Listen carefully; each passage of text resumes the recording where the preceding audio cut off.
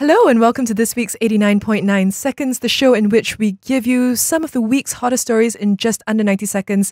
Well, I say week. Today is actually one of two retrospective episodes in which we're looking at the stories of 2014. And today it's from January to June. I am Lynn, joined by Nadiah, Aziz and Sharaad Kuttan. Together we will be looking at Ebola, Selangor MB Crisis and the MH kerfuffle. Let's get started.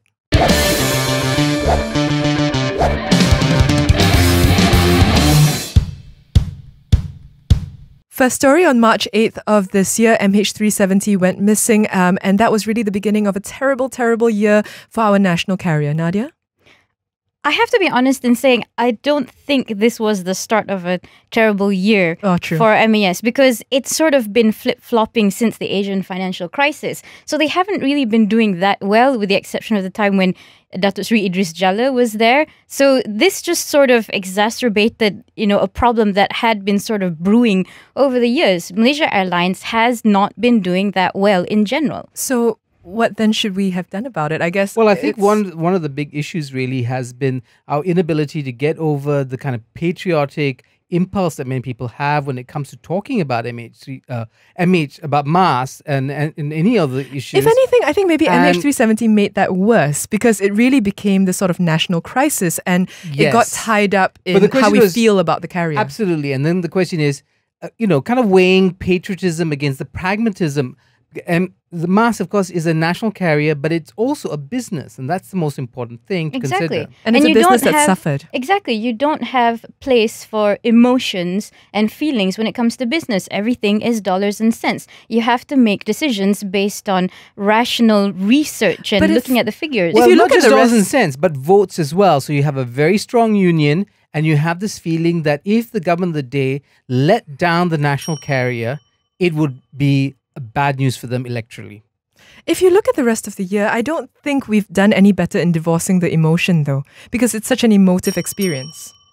Also in March this year, the Kajang move marked a possible low point in the Selangor MB crisis. Sharaad? Possible low point. It was one of many low points. And I think for many people who thought the Pakatan riot was going to usher in a new era in governance and political style, that it's open and, lacking the kind of acrimony that we've had over the last decade and a half. No, that didn't happen. No, it didn't happen. That went out the window. And in fact, the question really is, can we say that we have lost hope in Malaysian politicians, that it's just hopeless, that they're always going to be bickering and they're going to be jostling for positions? I don't know. It's a long game thing, right?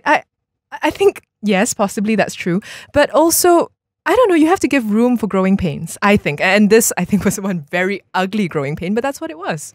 As far as I'm concerned. I'm going to agree with Sharaad about losing faith in politics, because to a certain extent, I felt that way as well. And I've spoken to a lot of people. Did you have faith to begin with? Well, maybe a little bit, because I'm one of the people who believe that you should have a strong opposition for the government to have checks and balances. And this was a turning point, I think, for a lot of people in losing faith in the opposition coalition, because you want them to be strong and not bickering behind the lines. Yeah, but I think about strong, in fact, in terms of, remember when Toyo said he was going to have zero opposition? And in fact, the only people who look that they might actually achieve that is the Pakatan Rakyat. They improved their performance in 2013, right? And look where they are now. And look where they are. Is it because of their success? Because of their success, they're now bickering and not considering what the public thinks of them. Well, I think...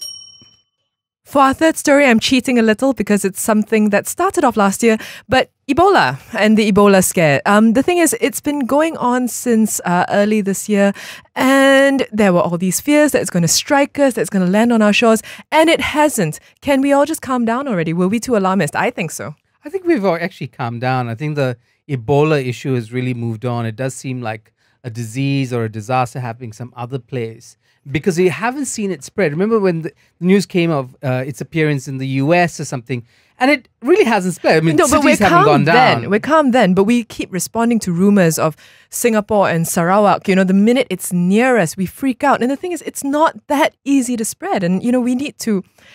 I wish people would read more.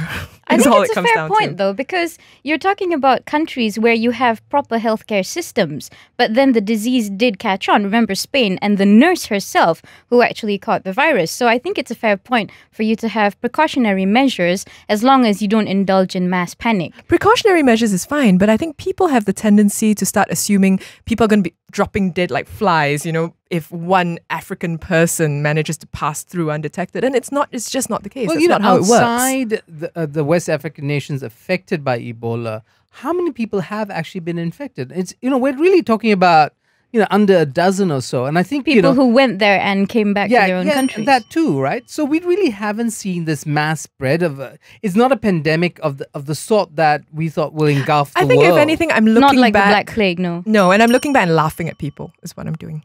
And that is it for part 1 of our 2014 89.9 seconds, a lot of numbers retrospective.